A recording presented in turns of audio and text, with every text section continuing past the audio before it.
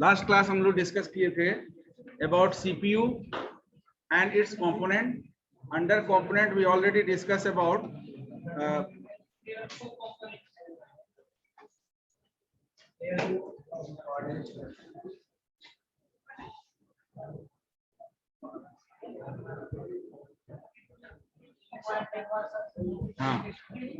so we already have a list of registers and I'll share the particular details about registers also. So today we'll discuss about a specific register as well as a special purpose register. तो यहाँ पर कुछ ऐसा register है जिसका generalise use है, यानी कि किसी भी तरह का अगर कैलकुलेशन होगा, कंप्यूटेशनल वर्क होगा, तो उसके लिए वो रजिस्टर रिस्पॉन्सिबल है. And at the same time there is certain registers which is not used for a specific types of calculation or computation, so that registers are utilized during any types of operation performed inside the computer as a general purpose register. So it is also responsible for holding the result. आपका जो general purpose register है वो भी result ही store करता है, partial result, but ये specific ALU part of operation के लिए नहीं होता है. तो एएलयू के अलावा कोई भी कंप्यूटेशनल या किसी भी तरह का रजिस्टर ऑपरेशन हो रहा है, हाँ, तो उस दौरान आपका ये जनरल पर्पस रजिस्टर काम करेगा. क्यों? क्योंकि जनरल पर्पस रजिस्टर का जरूरत है क्योंकि टेम्पोरली आपको उस डेटा को कहीं ना कहीं इंस्ट्रक्शन को रखना होता है. यस,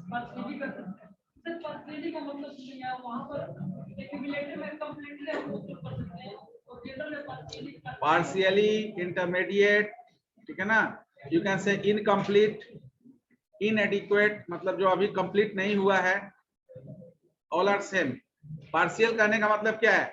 आप फर्स्ट क्लास से लेकर लास्ट क्लास अटेंड कर रहे हैं, तो जब तक लास्ट क्लास कंप्लीट नहीं होता है your accession is partial.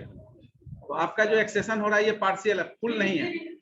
Part of the instruction, यानी पार्ट ऑफ द आउटकम्स, यानी कि फाइनल आउटकम्स लाने तक के पहले जितने अलग अलग स्टेप्स को आप रिजल्ट निकाल रहे हैं, वो सारे रिजल्ट को पार्शियल रिजल्ट या इंटरमीडिएट रिजल्ट हम आप बोल सकते हैं, ठीक है ना. तो अगर आप प्रोग्रामिंग भी कर रहे हैं तो प्रोग्रामिंग में भी फाइनल आउटकम्स के पहले जितना भी स्टेप्स आपका है, all are the partial result, because that is used for finalize the result. जैसे एक्यूमुलेटर है, तो एक्यूमुलेटर क्या है? हर समय जो आप नेक्स्ट इंस्ट्रक्शन दे रहे हैं उसको, वो प्रीवियस रिजल्ट को नेक्स्ट इंस्ट्रक्शन जनरेट करने के लिए यूटिलाइज कर रहा है. तो ये यूटिलाइजेशन कब तक होगा? एक लेवल होगा जहां पर आपका कंप्यूटेशनल स्टॉप होगा. कंप्यूटेशनल जॉब स्टॉप करेंगे, तो जहां पर आपका कंप्यूटेशनल जॉब स्टॉप होगा वहां उस रजिस्टर्स का डेटा आप कहीं ना कहीं एलोकेट करेंगे. तो एक्चुअली होता है ये कि आप उस डेटा को कहीं कॉपी करके रख लेते हैं, कहीं डिलीट नहीं होता है, लेकिन जैसे ही कोई दूसरा डेटा आता है तो वो ओवरराइट हो जाता है, ठीक है ना. फिजिकली वो डिलीट नहीं होता है. जैसे आप ही को कोई प्रॉब्लम दिए 2 + 3, you are giving the result 5, further I give you the second operand +4, you are generating 9, and at the same time I change the question. What is 5 into 2? Now your accumulator is assigned by 10. 5 into 10, 10. तो earlier result is lost. तो earlier जो आपका previous जो result था उसको lost होने से पहले आपको कहीं रखना होता है.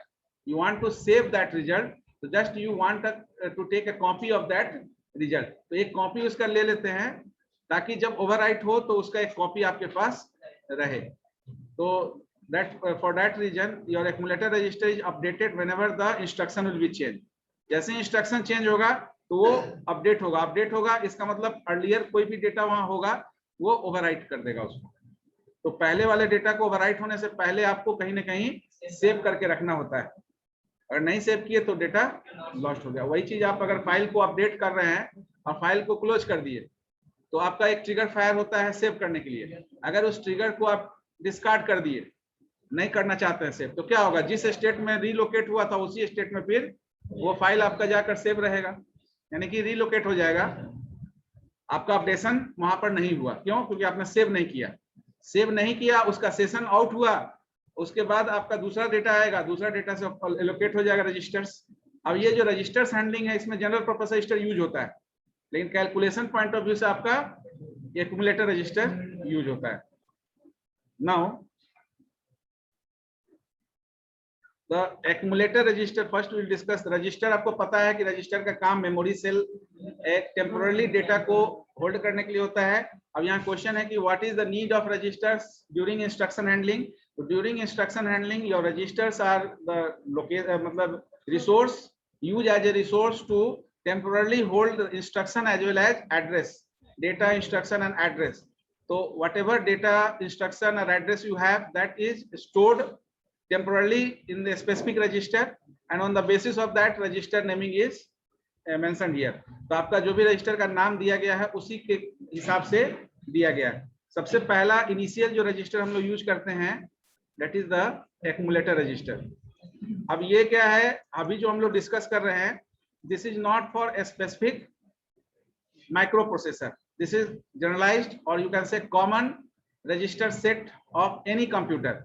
चाहे वो कंप्यूटर माइक्रो कंप्यूटर हो, मिनी कंप्यूटर हो, मेन फ्रेम कंप्यूटर हो, सब में ये जनरलाइज फॉर्म में ये रजिस्टर्स होते हैं। लेकिन अब उसमें जो माइक्रो प्रोसेसर यूज होगा कंपोनेंट लेवल पर, तो उस microprocessor to microprocessor आपका जो ये वेरिएशन आएगा। तो in some microprocessor the register set, accumulator register set comes under general purpose register. तो जो माइक्रो प्रोसेसर हम लोग को पढ़ना है, जैसे Intel 8086, in that microprocessor also your accumulator register comes under general purpose register. तो general purpose register में there is ABCD, that means accumulator register, base register, counter register and data register. तो that is the 16-bit register. Later on we will discuss in details about Intel 8086 microprocessor. तो we just discuss the register set of Intel 8086। तो हम पहले ही बताए थे कि अभी जो कुछ भी हम लोग डिस्कस कर रहे हैं that is generalized and common for any computer, and when we discuss a specific microprocessor, तो that in that PDF microprocessor introduction is also there. In micro processor को कैसे कैटेगराइज करते हैं वो भी उसमें मेंशन है। तो तीन तरह से कैटेगराइज करते हैं, वो भी चीज वहां लिखा गया है, उसको हम लोग अभी डिस्कस करेंगे। एप्लीकेशन पॉइंट ऑफ व्यू से, हार्डवेयर और आर्किटेक्चर पॉइंट ऑफ व्यू से, और साइज और स्पेसिफिकेशन पॉइंट ऑफ व्यू से। आप हर तरह से माइक्रो प्रोसेसर का नेमिंग कन्वेंशन यूज करते हैं। आप बोलते हैं कि 64-bit कंप्यूटर परचेज करना है, that means you are giving the category, you are using the categorization of microprocessor on the basis of size and specification. तो 64-bit का कंप्यूटर लेना है, 128-bit का कंप्यूटर लेना है, ये क्या है? ये भी एक तरह से माइक्रो प्रोसेसर आइडेंटिफिकेशन कर रहे हैं, लेकिन इसका आइडेंटिफिकेशन और कैटेगराइजेशन किस बेसिस पर कर रहे हैं? तो उस साइज और स्पेसिफिकेशन, क्योंकि ये बिट है, ये स्मॉलेस्ट यूनिट ऑफ कंप्यूटर है, उसमें यूनिट डिटेल्स भी है कि आपका 1 किलोबाइट में कितना बाइट होगा, 1 गीगाबाइट में कितना किलोबाइट होगा, ठीक है ना। दैट कैलकुलेट मतलब measurement is also mention in that PDF। तो तीन तरह से कैटेगराइजेशन होगा। एप्लीकेशन में हो गया, जैसे कोई भी एम्बेडेड सिस्टम आप यूज कर रहे हैं, लाइक योर माइक्रो कंट्रोलर, वहां माइक्रो कंट्रोलर यूज होता है, तो माइक्रो प्रोसेसर को माइक्रो कंट्रोलर बोलते हैं। जब कोई स्पेसिफिक टास्क के लिए आपका माइक्रो प्रोसेसर काम करता है तो उसको माइक्रो कंट्रोलर वहां पर कहा गया है। तो एप्लीकेशन पॉइंट ऑफ व्यू से एम्बेडेड सिस्टम में जो रिमोट कंट्रोल यूज कर रहे हैं आप, वॉशिंग मशीन के लिए, टीवी के लिए, फ्रिज के लिए, तो ये रेफ्रिजरेटर, तो वहां पर वो एम्बेडेड सिस्टम का काम कर रहा है। अगेन वहां पर भी जनरल पर्पस प्रोसेसर है और स्पेशल पर्पस प्रोसेसर है। तो जनरल पर्पस प्रोसेसर में आपका स्पेसिफिक, जैसे सिस्क बेस्ड, जिसमें हर तरह का काम हो सके। तो आप जो कंप्यूटर यूज कर रहे हैं, फंडामेंटल में बताया गया होगा टाइप्स ऑफ कंप्यूटर, किस बेसिस पर ये मिनी, माइक्रो, मेन फ्रेम और सुपर, ये इसका बेसिस है, किस बेसिस पर कैटेगराइजेशन है? साइज पर। हम लोग यहाँ पर डिस्कस करेंगे उसको on the basis of handling operands, number of operands handling के बेसिस पर ये तीन ही तरह का कंप्यूटर हम लोग डिस्कस करेंगे। Stack organized computer, your accumulator organized computer and general purpose register organized computer. तो आप जो माइक्रो कंप्यूटर यूज कर रहे हैं that is the general purpose register organized computer, जिसमें 2 और 3 एड्रेस पर काम होता है। अभी 2 और 3 एड्रेस क्या है? किसी भी इंस्ट्रक्शंस को हैंडल करने के लिए 2 ऑपरेंड, 2 वेरिएबल या 3 वेरिएबल पर आप काम कर सकते हैं। तो तीसरा कैटेगरी एप्लीकेशन के बाद आर्किटेक्चर है, जिसमें सिस्क रिस्क आपको पढ़ना है। तो सिस्क बेस्ड और रिस्क बेस्ड। सिस्क मतलब कि जिसमें वेरिएशन ऑफ टास्क परफॉर्म कर सकते हैं। तो आपका जो माइक्रो कंप्यूटर है वो सिस्क बेस्ड है। इंटेल ने maximum six based micro processor बनाया है। स्पेसिफिक टास्क के लिए नहीं, मल्टीपल टास्क वहां पर आप ऑपरेट कर सकते हैं, जनरेट कर सकते हैं। तो मल्टीपल टास्क एग्जीक्यूट कर सकते हैं CISC based method. That is the 3 categorization of microprocessor. Some of the terms are also mentioned in that PDF. जो टर्म आपको बार बार यूज करना होगा, ठीक है ना, तो उस टर्म को भी एक बार देखिएगा. सिंगल सेंटेंस या 1 और 2 सेंटेंस में डिफाइन किया गया है टर्म्स को. तो related to the microprocessor like chip, bit, ठीक है ना, ये सारा इंफॉर्मेशन, असेंबलर, कंपाइलर, ये सब क्या है, लैंग्वेज ट्रांसलेटर, लैंग्वेज प्रोसेसर, ये सब टर्मिनोलॉजी चूंकि हम लोग बार बार यूज करेंगे. तो before discussion and von Neumann model is also there, जिसको आप फंडामेंटल में भी पढ़े होंगे. हाँ, तो यहाँ पर हम लोग उसको दूसरे तरह से पढ़ेंगे. यहाँ पर वन न्यूमन मॉडल में हम लोग पढ़ेंगे जो von Neumann architecture von Neumann ने दिया कि वर्किंग और नॉन वर्किंग का कॉन्सेप्ट. तो on the basis of memory, वहां पर वन न्यूमन मॉडल में आप देखेंगे 3 बसेस आर देयर, कि डेटा बस, कंट्रोल बस और address bus, and 4 components are only in the model of von Neumann. Von Neumann ने जो मॉडल तैयार किया था उसमें 4 ही कंपोनेंट को उन्होंने प्रिविलेज दिया था, सीपीयू, मेमोरी, इनपुट और आउटपुट. और इसमें कम्युनिकेशन एस्टेब्लिश करने के लिए 3 बसेस का यूज किया जाता था, जो आज भी यूज करते हैं हम, डेटा बस, कंट्रोल बस और address bus. These are known as system buses. Yes, controller तो जहां मेमोरी होगा तो मेमोरी कंट्रोलर होगा, अब कैश मेमोरी होगा तो कैश कंट्रोलर होगा. Everywhere there is a controller to control the activities of that particular device. So there is a cache controller, there is a memory controller. We just discussed that controller also. Device controller in operating system you discuss under device management as a component. तो device management as a component आप पढ़ेंगे operating system में. यहाँ हाँ, यहाँ पर हम लोग आपको जो है इनपुट आउटपुट में पढ़ेंगे उसमें. तो मेमोरी है, सेकेंडरी मेमोरी, ये सारा चीज. तो now I just give you the overview of that particular PDF which is shared by me, and you just go through that before discussion of that topic. Because आप उसको पढ़ के रहेंगे तो समझ में ज्यादा अच्छा से आएगा. तो accumulator register, the first resistor today will discuss. Accumulator register का बेसिक कॉन्सेप्ट यही है कि जो रियल लाइफ में कुछ भी कैलकुलेशन हम परफॉर्म कर रहे हैं, तो हाँ, रियल लाइफ में कोई भी ऑपरेशन जो परफॉर्म कर रहे हैं, that operation need to be stored somewhere during processing of job. तो आप जो भी कंप्यूटेशनल जॉब कर रहे हैं उसको कहीं ना कहीं आपको रखने का आवश्यकता है. So you also use the particular register, and here inside the computer your accumulator register is responsible for that. तो आप बोल सकते हैं कि it is responsible, accumulator register, it is responsible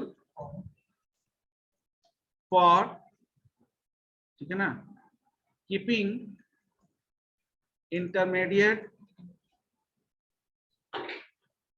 और यू कैन से इंटरमीडिएट बोलिए, और partial result, partial बोलिए या इंटरमीडिएट, ठीक है ना, दोनों में से कुछ.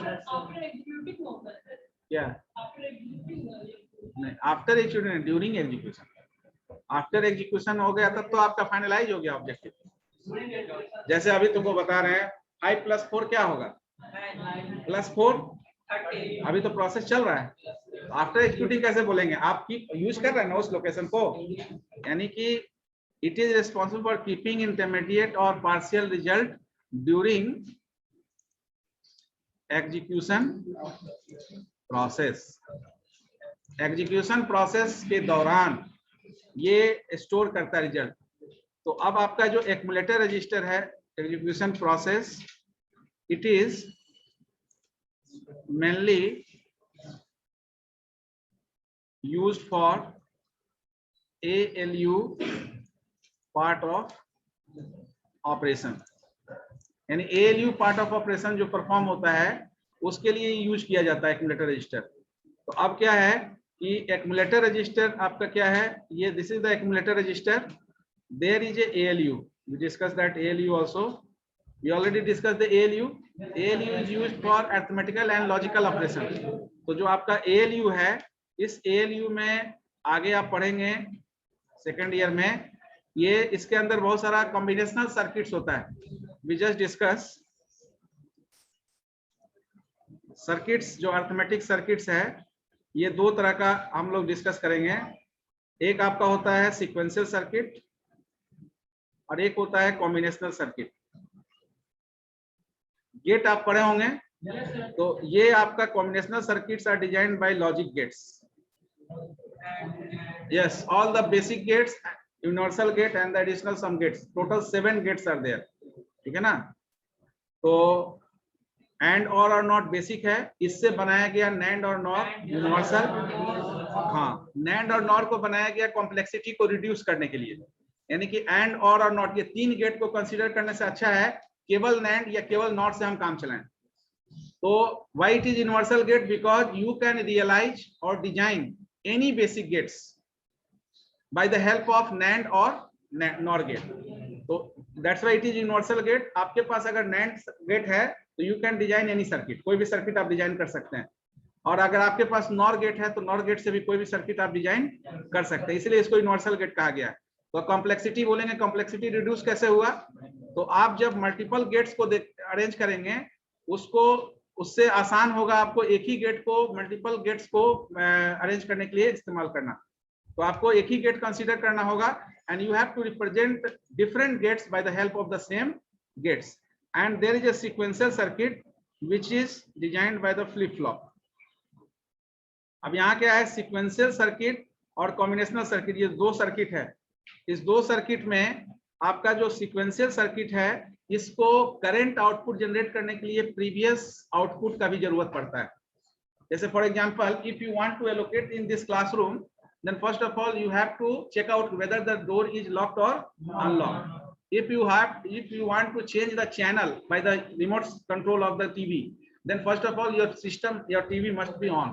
आपका TV अगर ऑफ होगा, that means the previous output does not support you the generate the current output with the current input. Along with the current input, you have a current input, you are changing the remote channel, but that remote control is not working in a proper manner because the system is off. The previous output is not supported. That's why you are not generating any command over there. So in sequential circuit, the previous output is retained by that flip flop. So flip flop is the memory cell which retain the past output values. तो आपका जो past output value ये retain करेगा, जिसके basis पर current input से आप current output generate कर पाएंगे। तो अगर डोर लॉक है तो आप इसमें इन नहीं कर सकते, आप डेटा के रूप में हैं, करंट इनपुट आप हैं, करंट इनपुट के फॉर्म में। हाँ, why?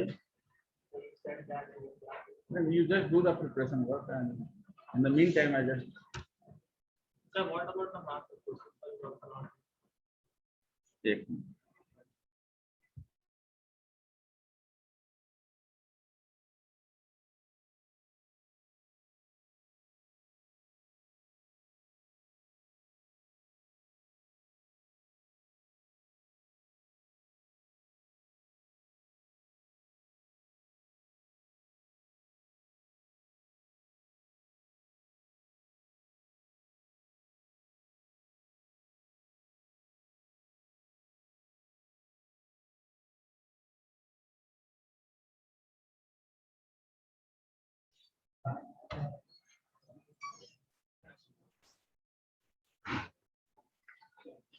देखिए यहाँ ये जो इंटायर हम लोग सर्किट डिस्कस किए, अब ये जो हम लोग एडर सबट्रैक्टर यहाँ बात कर रहे हैं, ये एडर भी डिजाइन किया हुआ है इसी कॉम्बिनेशनल सर्किट से, यानी your logic gates are used to design this adder, subtractor, multiplier,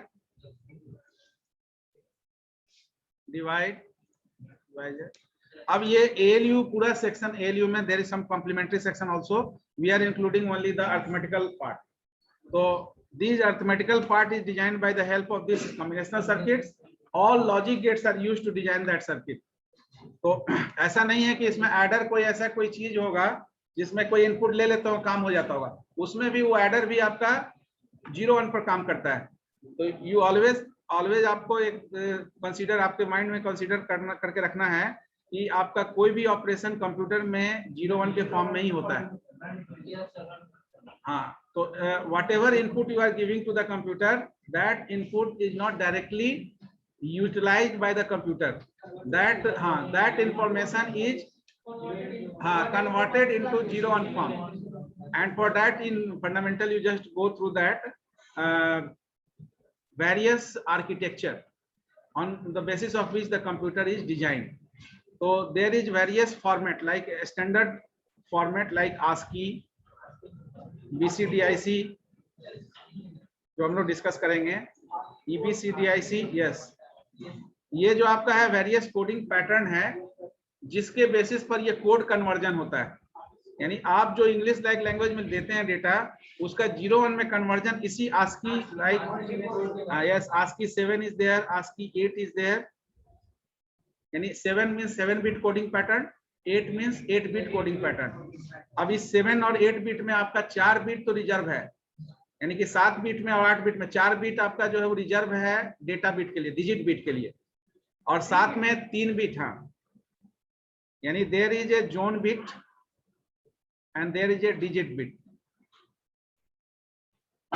तो जोन बिट और डिजिट बिट, हाँ, जोन बिट का मतलब हुआ एड्रेस, डिजिट बिट का मतलब हुआ डेटा, ठीक है ना। जैसे अगर आपके बैच में से किसी स्टूडेंट को हमको सेलेक्ट करना होगा, तो सबसे पहले कहाँ आना होगा, आपके बैच का क्लासरूम जहाँ है, तो ये जोन बिट आपका ये क्या तय करेगा कि आपका जो डेटा है वो कहाँ है।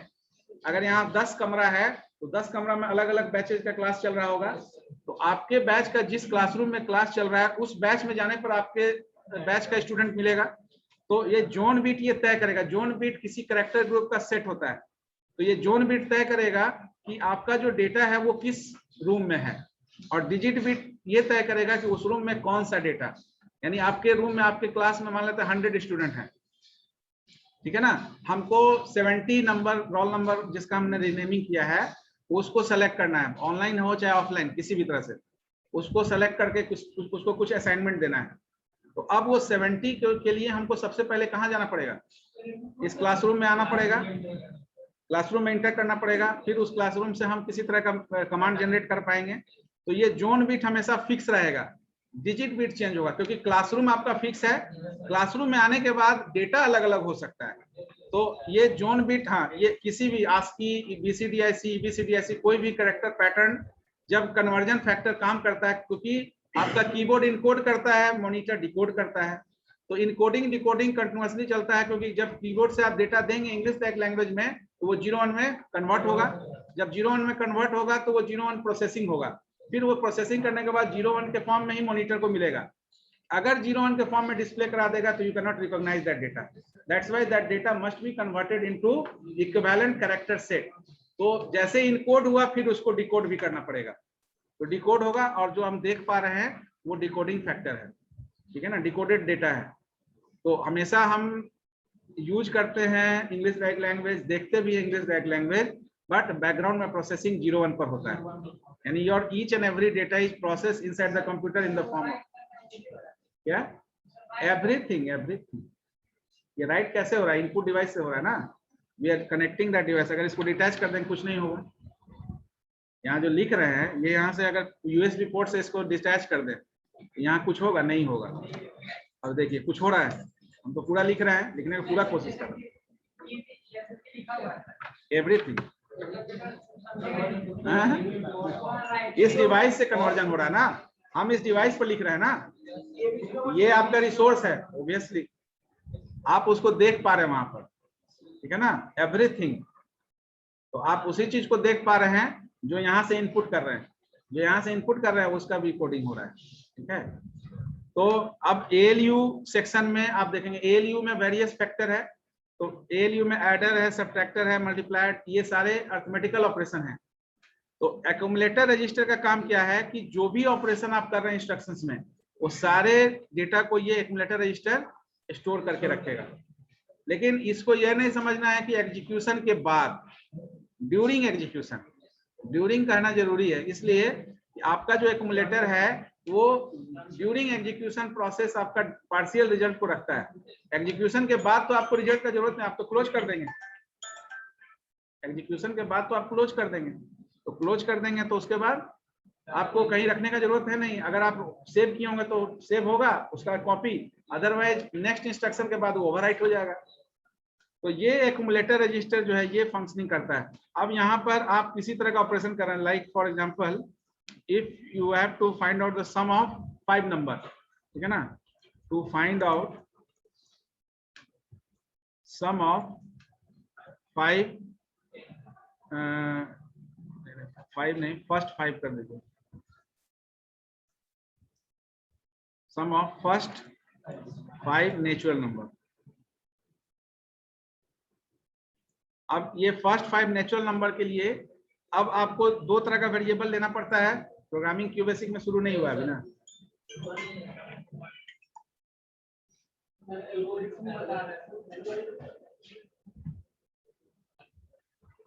एल्गोरिथम चल रहा है तो उसमें भी आप एल्गोरिथम में भी प्रोग्रामिंग ही कर रहे हैं। तो क्यूबेसिक, पीछे क्या कर रहे हो, खड़े हो जाओ। नेचुरल नंबर किसको कहते हैं? What do you mean by natural number? First 5 natural number बताओ कौन होगा? 2 4 6 8 या 1 3 5 7 या दोनों में से कुछ नहीं? तो तीसरा तुम बताओगे, चौथा? नेचुरल नंबर बताओ। इतना सोचने का लगा, मैथ को नहीं पढ़े हो कभी? ध्यान कंसंट्रेट करो, वहां पर बैठो। क्या चल रहा है तुमको समझ में नहीं आ रहा, बैठे हो क्लास में। चलिए इधर से बताइए आप पीछे। फर्स्ट 5 नेचुरल नंबर 1 3 5 7 बोल दिए तो 1 3 नेचुरल नंबर है। तो प्राइम नंबर तुम फिर एल्गोरिथम रटिए नहीं, पहले बता दे रहे हैं।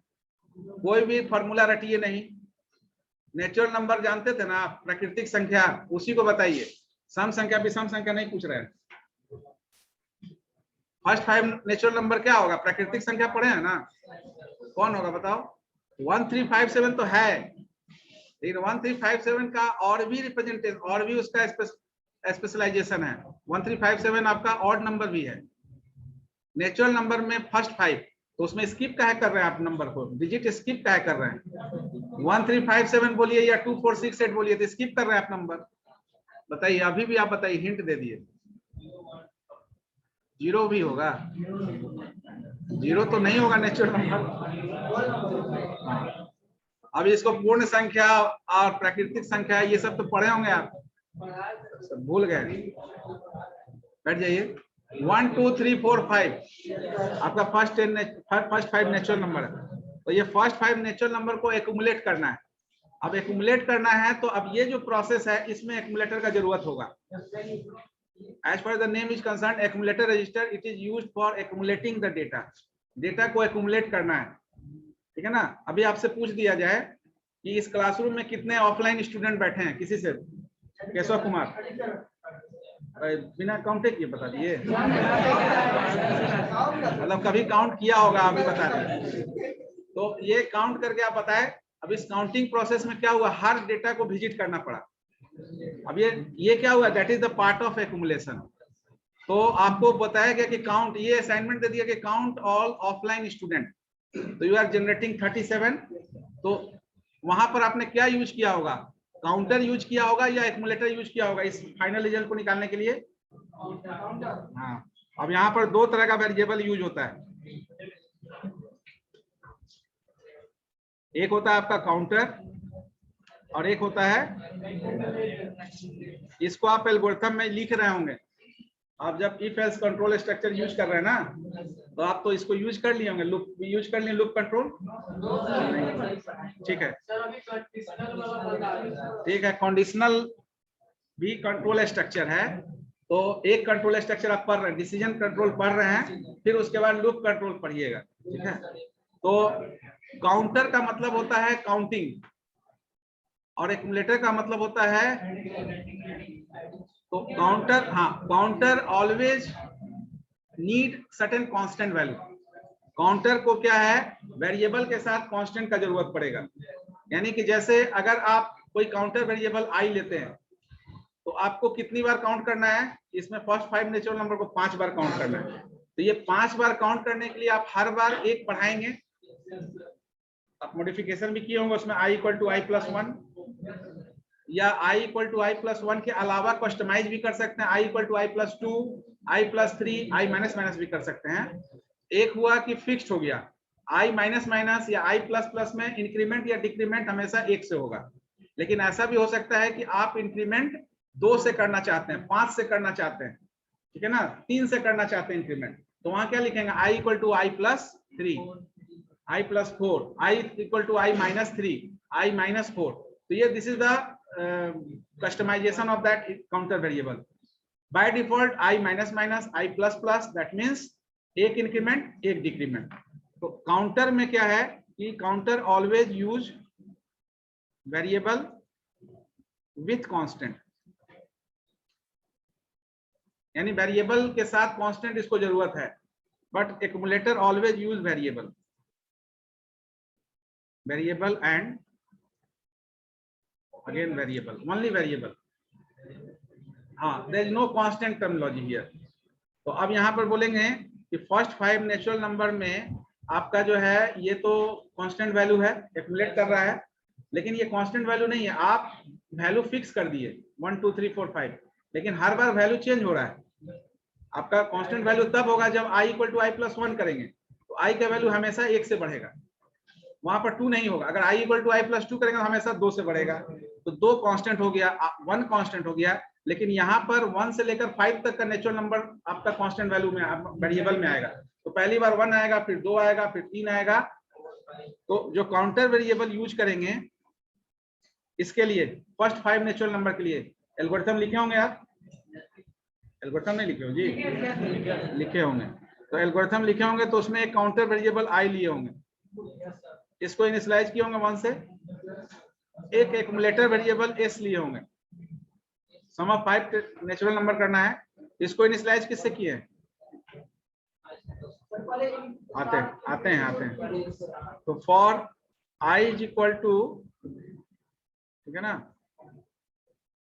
1 2 5, ठीक है ना. अब यहाँ पर क्या है, स्टेप आप जब क्यू बेसिक लिखेंगे तो आपके पास स्टेप एक प्रोविजन होता है जिससे आप संख्या बढ़ा घटा सकते हैं. तो बाय डिफॉल्ट अगर स्टेप नहीं लिखेंगे तो 1 से इंक्रीमेंट होगा. अगर इसको लिखेंगे i इक्वल टू 5 to 1 तो बाय डिफॉल्ट डिक्रीमेंट 1 से होगा. लेकिन अगर आप कस्टमाइजेशन करना चाहें तो स्टेप 2 कर दीजिए, स्टेप 3 कर दीजिए, तो आपका डिक्रीमेंट 2 से होगा. अगर इंक्रीमेंट 1 to 5 है तो इंक्रीमेंट 2 से होगा, अगर 2 कर देते हैं तो. हाँ, तो यहाँ अभी 1 से हो रहा है. तो i इक्वल टू 1 to 5 हम लोग क्या करेंगे, s is equal to s plus i का वैल्यू को ही यूज कर रहे हैं यहाँ पर, लेकिन i का वैल्यू फिक्स नहीं है इसलिए ये वेरिएबल है. ये जो s equal to s plus i लिख रहे हैं, this is what, this is accumulator, and this one is what,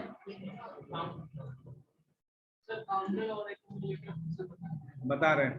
counter केवल काउंटिंग प्रोसेस करना है, काउंटर केवल काउंटिंग प्रोसेस. लेकिन यहाँ एक्यूमुलेटर क्या कर रहा है, जैसे x में एक जॉब दे दिए, इसको जॉब दे दिए कि एक्यूमुलेट करो कितना स्टूडेंट ऑफलाइन में है. तो अब ये एक्यूमुलेट कर रहा होगा, ये एक एक स्टूडेंट को जोड़ रहा होगा और प्रीवियस को आगे बढ़ा रहा होगा. यानी 1 हुआ, फिर 1 के बाद एक और मिला, फिर 2 हो गया, फिर एक और मिला, 3 हो गया. इस तरह से ये एक्यूमुलेट कर रहा होगा हर बार, और फाइनली आपका ये डेटा मिला. अब इसमें एक्चुअली क्या हो रहा है कि आपका जो AC है इस पर्टिकुलर प्रॉब्लम को सॉल्व करने के लिए, और एक्यूमुलेटर ALU है, ये कैसे फंक्शनिंग करेगा, क्योंकि इसमें केवल एडर सेक्शन का काम हो रहा है. ठीक है, तो आपका, हाँ, इनिशियली आपका ये S है जो एक्यूमुलेटर के रूप में यूज हो रहा है, जिसमें फाइनल रिजल्ट आप स्टोर करेंगे. तो जैसे हम पहली बार क्वेश्चन अगर देते हैं आपको व्हाट इज +2, तो आप क्या जवाब देते हैं, 2. कैसे जवाब देते हैं, 2. हाँ, तो इसको भी 0 असाइन कर लेना होगा पहले. तो ये S आपका क्या हो गया, S इक्वल टू 0. ये इसलिए क्योंकि अगर आपको एक ही ऑपरेंड, क्योंकि यहाँ पर क्या है, यहाँ पर आपका जाएगा i का वैल्यू 1 2 3 4 5, ये 5 बार चलेगा, और पहली हर बार आपका i का वैल्यू चेंज होगा. ये आपका कांस्टेंट नहीं है, वैल्यू वेरी है, फिक्स कर दिया 5 तक, लेकिन हर बार वैल्यू आप चेंज कर रहे हैं. तो ये पहली बार i का वैल्यू 1 जाएगा. इसके अंदर क्या ऑपरेशन कर रहा है, एक्यूमुलेटर क्या कर रहा है, s एग्जिस्टिंग s का वैल्यू में i का वैल्यू को एड अप करके s को इनहांस कर रहा है. तो ये जैसे ही पहली बार i का वैल्यू 1 गया, s क्या हो गया, हाँ, s आपका 0 था, अब ये हो गया 1. ठीक है, अब इसके बाद s equal to s plus i next हुआ, नेक्स्ट हुआ तो आई का वैल्यू एक इंक्रीमेंट हुआ, अब ये आई आपका खत्म हो गया, ये आई का काम खत्म, इस आई का वर्क हो गया, अब ये दूसरा आई आपका पैनल में आ गया, यानी अब आपका आई का वैल्यू क्या हो गया 2, s equal to S plus I क्या हुआ, s का वैल्यू कितना है अभी 1 और 1 में फिर क्या ऐड हुआ 2, तो अब ये कितना हो गया 3, तो ये आपका 3 यहाँ पर, अब ये आपका नेक्स्ट टाइम नेक्स्ट से आप जब जाएंगे तो आई का वैल्यू बढ़ा देंगे, आई का वैल्यू 2 के बाद क्या हो गया 3, तो 3 अब ये आपका नेक्स्ट आपका वैल्यू आ गया यहाँ 3, पहले से क्या है 3, तो अब s प्लस आई क्या हो गया, s equal to S plus I 3 plus 3 that is 6, यानी कि न्यू वैल्यू यहाँ पर क्या आ गया इसका 6, और ये यहाँ पर फिर चेंज होगा, यानी कि अब आपका नेक्स्ट वैल्यू क्या आएगा 4, नेक्स्ट वैल्यू 4 आया, अब यहाँ देखिए s equal to S plus I, तो 6 प्लस 4 इज 10, तो यहाँ पर आपका नया वैल्यू आ गया 10, s इक्वल टू 10, अब नेक्स्ट आपका कौन सा वैल्यू है 5, तो नेक्स्ट की आई का वैल्यू 5 हुआ, तो ये पांचवा वैल्यू आया यहाँ पर 5, और s इक्वल टू 10 है, s प्लस आई हो गया, यानी 10 प्लस 5 15, दैट मीन्स ये वैल्यू अपडेट हो गया, अब फाइनल रिजल्ट आपका 15 है, i का सारा वैल्यू यूज हो चुका है ALU में, फाइनली एक्यूमुलेटर में s इक्वल टू 15 है, तो आप क्या करते हैं प्रिंट s, ये प्रिंट s इसलिए करते हैं कि इसका एक कॉपी आप रख लिए, अब जैसे ही आप वैल्यू चेंज करेंगे क्वेश्चन चेंज होगा, ये s इक्वल टू 15 है अभी भी, एक्चुअली यहाँ पर हम लोग s इक्वल टू वेरिएबल ले लिए हैं, जिस वेरिएबल को एज ए एक्यूमुलेटर यूज कर रहे हैं, ठीक है ना, तो एज ए एक्यूमुलेटर s हम यूज कर रहे हैं, वैल्यू यहाँ पर 15 स्टोर हो रहा है, एक्यूमुलेटर का नाम दे दिए s, ac आपका कॉमन नेम हो गया, तो यहाँ जी इस प्रॉब्लम को सॉल्व करने के लिए s हमने क्या किया, एक नेमिंग कन्वेंशन यूज कर लिया एक्यूमुलेटर के लिए, और उस s को, क्योंकि यहाँ ac equal to ac plus I नहीं लिख रहे हैं, लेकिन लो लेवल प्रोग्रामिंग में ac ही यूज करेंगे, जब हम एक्यूमुलेटर को इंस्ट्रक्शन लिखेंगे तो वहां पर ac के लिए ac इंस्ट्रक्शन ही यूज करेंगे, अलग से कोई वेरिएबल उसके लिए नहीं जनरेट करेंगे, ठीक है ना, लेकिन हम जब प्रोग्रामिंग क्यूब ac या c में करते हैं तो वहां पर एक एक्यूमुलेटर नाम का वेरिएबल यूज कर लेते हैं, जो एक्यूमुलेटर रजिस्टर को ही रिप्रेजेंट करता है, तो एक्यूमुलेटर में अब यहाँ देखिए कि वेरिएबल और वेरिएबल कैसे है, तो जब s equal to S plus I लिख रहे हैं तो i का वैल्यू भी चेंज हो रहा है और s का वैल्यू भी चेंज हो रहा है आफ्टर ईच पास, हर पास में आप देख रहे हैं s value of s is updated and at the same time the I is also updated because you are not going to use same value of I in each pass. In each pass you are changing the value of I. So that is the concept of accumulator register. तो accumulator register हमेशा किसी भी तरह का calculation, जो भी algorithm आप लिख रहे हैं उसको जब प्रोग्रामिंग में कन्वर्ट करेंगे तो उसमें आपका इंजन यूज होगा यहाँ पर, ठीक है ना, ALU यूज होगा कंप्यूटेशनल जॉब के लिए। अब इसलिए इसको कहा जाता है accumulator register को ALU पार्ट ऑफ ऑपरेशन, क्योंकि ALU में जो भी ऑपरेशन होता है उसके इंटरमीडिएट रिजल्ट को, अभी हम लोग क्या देखे 1 से लेकर 5 तक के वैल्यू को ऐड करने में हर बार एक्यूमुलेटर अपडेट हुआ, यानी कि प्रीवियस अपडेटेड डेटा वहां अवेलेबल था, तभी हम करंट डेटा के साथ करंट आउटपुट जनरेट कर पाए, तो हर बार आपका, और अगेन यहाँ पर भी यही कंसेप्ट है, ये जो ALU का जो एडर है, ये एडर भी आपका कॉम्बिनेशनल सर्किट से डिजाइन है, लॉजिक गेट से, तो लॉजिक गेट्स में क्या है कि आपका करंट इनपुट के साथ करंट आउटपुट जनरेट होता है, तो वो कंसेप्ट आपका एडर सर्किट में भी है, ठीक है ना। अब वो एडर सर्किट जब हम लोग डिटेल में पढ़ेंगे तो 2 बीट और 3 बीट को देखेंगे, हाफ एडर फुल एडर, तो सर्किट डिजाइनिंग में कौन सा गेट कब यूज होगा वो हम लोग डिटेल्स में बाद में डिस्कस करेंगे।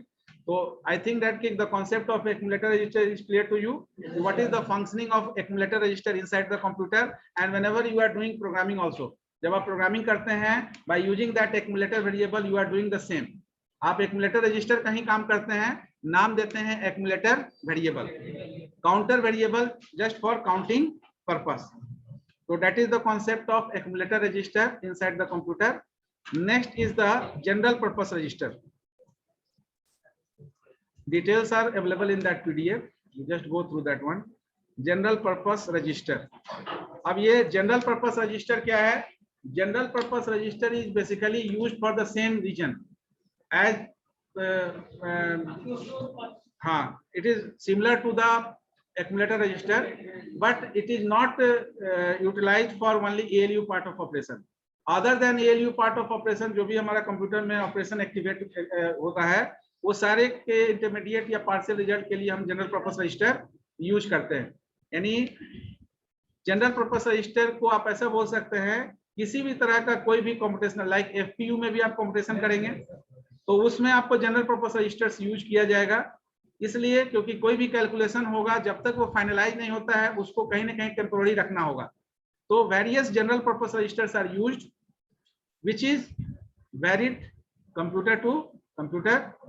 कंप्यूटर टू कंप्यूटर जब बोलते हैं इसका मतलब है microprocessor to microprocessor, ठीक है ना। Right now we discuss the particular generalized form of the computer. जब आप स्पेसिफिक हो जाएंगे तो कंप्यूटर टू कंप्यूटर आपका रजिस्टर सेट भी चेंज होगा, वो एक जैसा नहीं होता है, वो अपने रिक्वायरमेंट के हिसाब से प्रोसेसर यूज करता है। तो जिस तरह का रिक्वायरमेंट फुलफिलमेंट रजिस्टर से होता है उतना नंबर ऑफ रजिस्टर्स आपका वो माइक्रो प्रोसेसर यूज करता है। तो आप इसको बोल सकते हैं it is also responsible for keeping intermediate result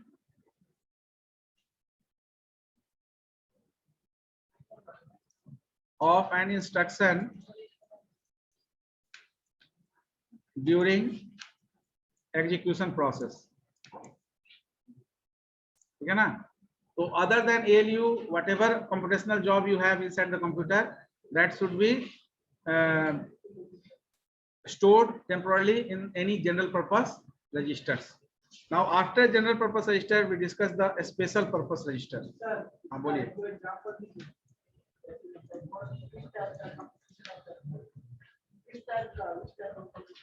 FPU में किस तरह का काम होता है? Other than FPU, logarithmic, exponential, trigonometrical, floating point, integral with fractional value, ठीक है ना। Any file handling job also, कोई फाइल हैंडलिंग जॉब भी करेंगे उसमें भी जनरल पर्पस रजिस्टर यूज किया जा सकता है, ठीक है ना। क्या? हाँ, अब स्पेशल पर्पस रजिस्टर में जो भी आपका कैटेगराइजेशन है उसमें नाम है स्पेशल, दैट मींस कि स्पेशल पॉइंट ऑफ व्यू को कंप्लीट करने के लिए उस रजिस्टर का यूज किया जा रहा है।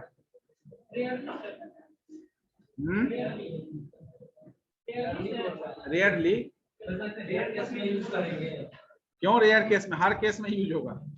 रेयर केस में क्यों यूज होगा? स्पेशल पर्पस का मतलब कि जैसे किसी स्पेसिफिक रीजन के लिए वो रजिस्टर यूज होगा। रीजन तो हर, वो सारे रीजन यूज होंगे ही।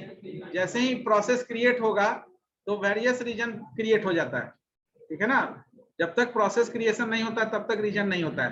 प्रोसेस क्रिएशन के बाद variation of region is there, तो रीजन तो है ही, यहाँ पर भी रीजन है, ठीक है। तो स्पेशल पर्पस का मतलब ये नहीं है कि रेयरली यूज होगा, always used, but used as a specific region. Specific region के लिए यूज किया जाएगा। जैसे सबसे पहला रजिस्टर इसमें है पीसीआर, ठीक है ना। स्पेशल पर्पस रजिस्टर में सबसे पहला रजिस्टर हम लोग डिस्कस करते हैं पीसीआर। पीसीआर का मतलब होता है प्रोग्राम काउंटर रजिस्टर। अब ये आजकल आप देख सकते हैं जितना भी टोकन सिस्टम होता है तो token system always use the PCR, ठीक है ना। तो टोकन सिस्टम में क्या है कि आपका जो पीसीआर है, प्रोग्राम काउंटर है, वो नेक्स्ट इंस्ट्रक्शन के एड्रेस को होल्ड करता है। तो जैसे ही पर्टिकुलर प्रीवियस इंस्ट्रक्शन कंप्लीट होता है तो टोकन, आपका दूसरा टोकन जनरेट हो जाता है। बैंकिंग सेक्टर में क्यू से को एडवांस करने के लिए ये टूल्स यूज किया जा रहा है। पहले क्या था कि आप क्यू मेंटेन करते थे, वहां भी कियोस्क होता था, रस होता था। अब क्या है कि आप सीधे उसका रिसेप्शन एरिया में बैठ जाइए बैंकिंग, कोई भी बैंकिंग ऑर्गेनाइजेशन में, और only you want to display the particular token onto the display section। तो वो डिस्प्ले सेक्शन में टोकन डिस्प्ले किस बेसिस पे होगा? That is on the basis of PCR. वो रियल लाइफ को कोरिलेट कर सकते हैं पीसीआर से। तो पीसीआर में क्या होता होगा? पीसीआर में आपका जो है नेक्स्ट जो इंस्ट्रक्शन है, और पीसीआर का क्यों क्या रोल है, जब आप पीसीबी पढ़ेंगे प्रोसेस मैनेजमेंट में, when you discuss process control block, So PCR is also part of that block, PCR. As far as that particular PCB also contains the process state, कि आपका प्रोसेस किस state में, 5 में से कौन सा स्टेट में है करेंटली, न्यू स्टेट में है, रेडी स्टेट में है, रनिंग में है, या टर्मिनेशन हो गया उसका, यानी कि डीएक्टिवेट हो गया, इनएक्टिव हो गया आपका पीसीबी। तो ये स्टेट, लिस्ट ऑफ फाइल्स, कितने फाइल्स उससे रिलेटेड ओपन है, उससे रिलेटेड जो भी सब इंस्ट्रक्शंस कितने हैं, ये सारा डिटेल्स वो पीसीबी होल्ड करके रखता है।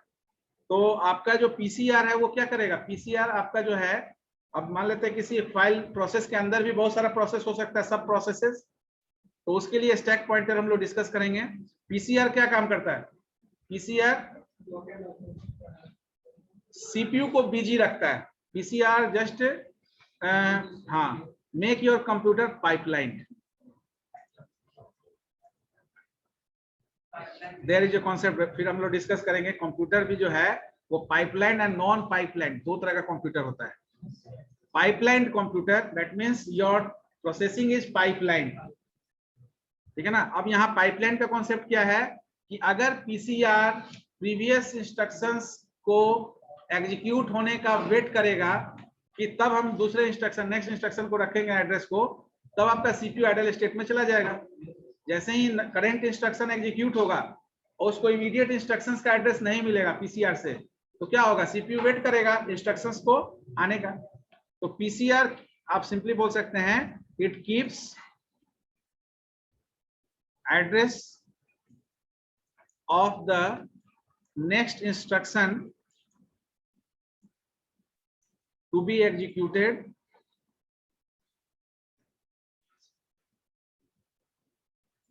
विद इन द सिस्टम, यानी कि नेक्स्ट जो एड्रेस आपका एग्जीक्यूट होना है उसके एड्रेस को ये होल्ड करके रखेगा। Why? To make CPU busy, because once the current instruction get executed, immediately the address of next instruction is move to the CPU. तो एड्रेस आसानी से तुरंत मिल जाएगा। तो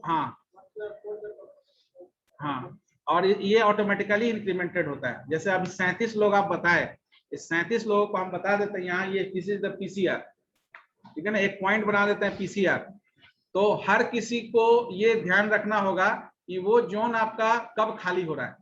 बोलेंगे इस साइड से आप लोग निकलना शुरू करिएगा, तो आपका जैसे ही पीसीआर आप खाली देखेंगे, यानी कि पीसीआर जैसे ही आपका वहां से डेटा आगे बढ़ा, दूसरा स्टूडेंट आके खड़ा हो जाएगा। इसका मतलब क्या है कि इट इज ऑटोमेटिकली इंक्रीमेंटेड।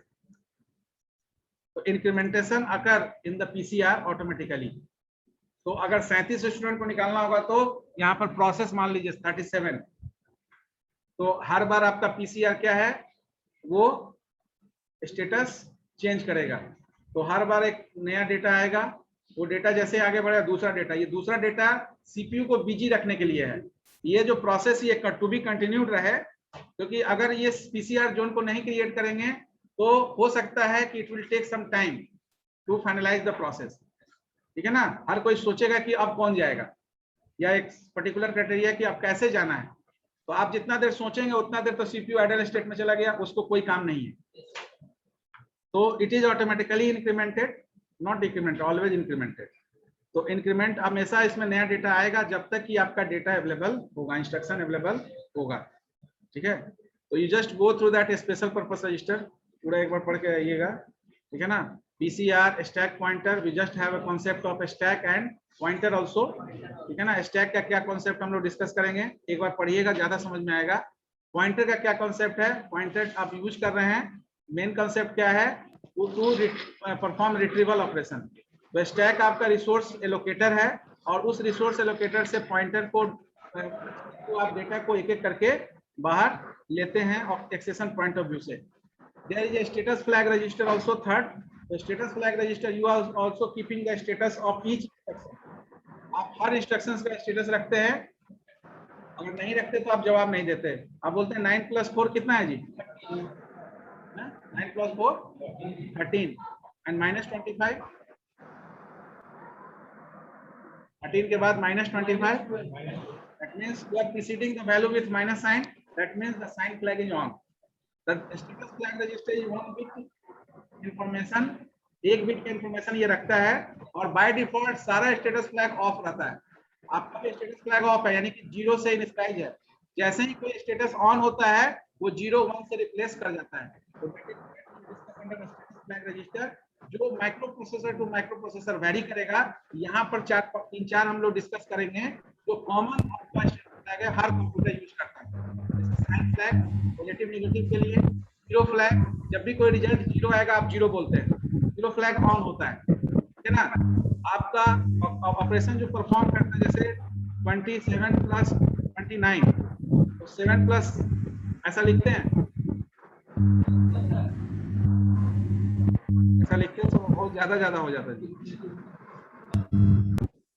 तो आप क्या करते हैं, इसको 16 करते हैं और 1 को कैरी करते हैं, यानी ये कैरी फ्लैग आपका ऑन हो जाता है, ठीक है ना। ठीक है, होने दीजिए। कैरी फ्लैग ऑन हो जाता है, जैसे ही कैरी फ्लैग ऑन हुआ फिर इसको आप सम करके फाइनल रिजल्ट 56 निकालते हैं। तो ये दीज आर द फ्लैग्स, उसको जब पढ़िएगा तो ज्यादा क्लियर होगा। Status flag, carry flag, sign flag, zero flag, parity flag, these are the flags defined by 0, लेकिन whenever the status will be changed the 0 is replaced by 1 and automatically you generate the result on the basis of that। तो आप positive value को कभी plus के साथ receive करके नहीं बोलते हैं, नेगेटिव वैल्यू को बोलते हैं क्योंकि वहां साइन फ्लैग आपका ऑन हो जाता है, ठीक है ना। पढ़िएगा।